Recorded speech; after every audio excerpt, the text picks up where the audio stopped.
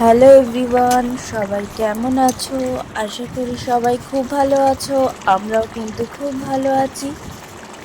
আজকে বানাবো খাসির চর্বি দিয়ে এঁচোড়। চলো সেই ভিডিওটাই সম্পূর্ণ দেখতে থাকো আর এভাবে বানিয়ে খেয়ে দেখো, বিশ্বাস করো ভীষণ ভালো খেতে হয়। আর খাসির মাংসকেও হার মানাবে, এতটাই সুন্দর খেতে হয়। দেখো, প্রথমে এঁচোড়টাকে কেটে নিচ্ছি। এটা কিন্তু শাশুড়ি মা পাঠিয়েছে আমাদের জন্য, সেই এঁচোড়টাই আজকে রান্না করব।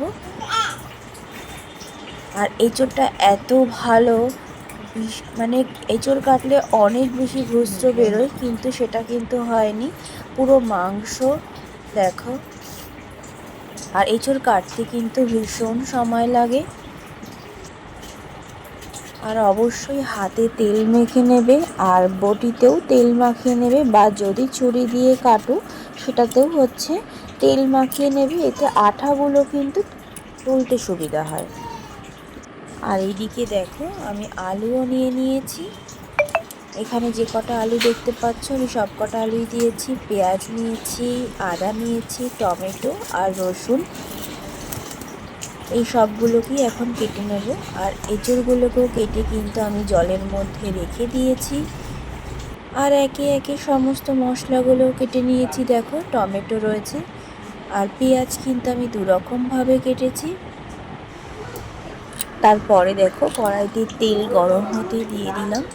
তেলটা কিন্তু খুব ভালো করে গরম করতে হবে, তারপরেই রান্নাটা শুরু করব। তারপরে দেখো, এখানে আমি এঁচোড়গুলোকে ভাজতে দিয়ে দিয়েছি। এঁচোড়টা কিন্তু আমি কোনো সিদ্ধ করিনি, তেলের মধ্যে ভেজে তুলে নেব। চলো এবার দেখিয়ে দিই কী কী মশলা করছি। এখানে আমি আদা রসুনটাকে পেস্ট করে বাটিতে ঢেলে নিলাম। তারপরে দেখো, এখানে টমেটো দিলাম, আর পেঁয়াজ পেস্ট করেছি। পেঁয়াজ বলেছিলাম না, দুরকমভাবে কেটেছিলাম।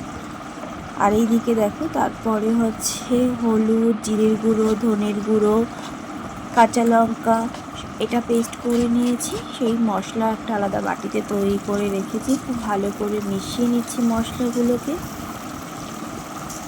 আর এইদিকে দেখো, আমার এঁচোড়টা কিন্তু ভাজা হচ্ছে, এখনও কমপ্লিট হয়নি। আর এরকম লাল লাল হওয়া পর্যন্ত ওয়েট করবে, তারপরেই কিন্তু তুলবে। এতে কিন্তু খেতে ভীষণ ভালো লাগে, মানে তোমরা শুধুও খেয়ে নিতে পারবে, এতটাই ভালো লাগছিলো। বিশেষ করে আমি ভাজা এঁচোড়ও খেয়ে নিয়েছি, আর নুন দিয়েছি ভাজার সময়, আর অবশ্যই চিনিও দিয়েছি একটু, এতে টেস্টটা ভীষণ ভালো আসে। একটা পর্যায়ে তুলে নিলাম, তারপরে বাদ বাকি এঁচোড়টাও দিয়ে দিলাম। এটাও আমি ভাজা পর্যন্ত ওয়েট করব। আর তোমাদেরকে বলে রাখি, পেঁয়াজ আমি দুরকমভাবে কেটেছি, একটা কুচিয়ে নিয়েছি আর একটা চার ফাল করেছি। চার ফালটা কিন্তু আমি পেস্ট করে নিয়েছি।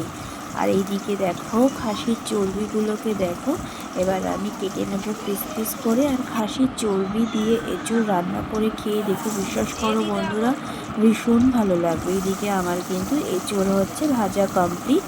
তারপরে আমি আলুগুলোকেও দিয়ে দিলাম। আর আলুগুলোকে কীভাবে কেটেছি দেখেছো?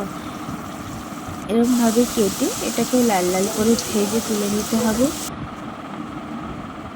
এই দেখো, আমার এখানে আলু ভাজাও প্রায় কমপ্লিট। এবার আমি তুলে নিয়েছি।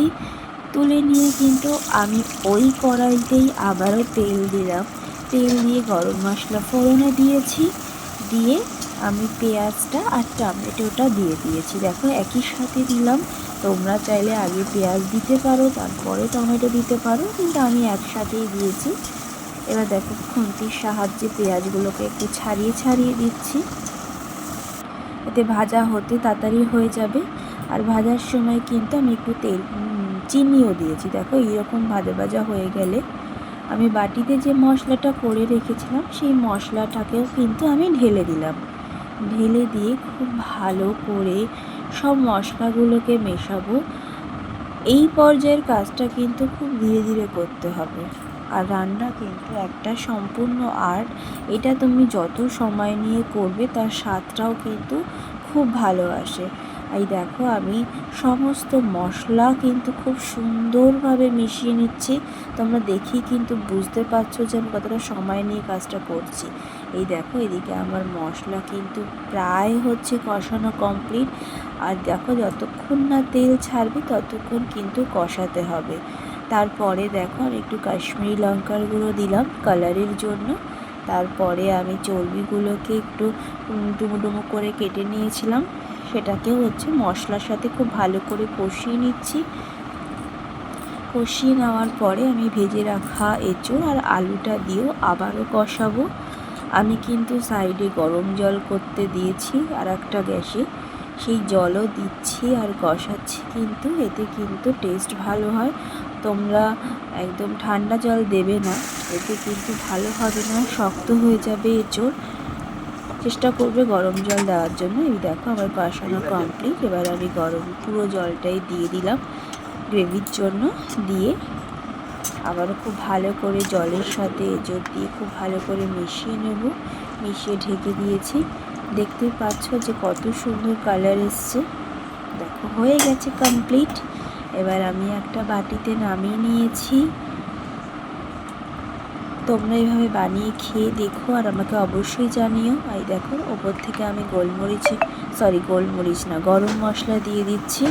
গরম মশলা ছাড়া ইনকমপ্লিট ঘিও দিতে পারো তোমরা, ভালো লাগবে। আর এইদিকে বানানো হয়েছিল কচু বাটা নারকেল দিয়ে। এই রেসিপিটা যদি জানতে চাও অবশ্যই কমেন্ট করো, আমি একদিন দেখানোর চেষ্টা করব। তো চলো আজকের রান্নাটা এ পর্যন্তই, দেখা হবে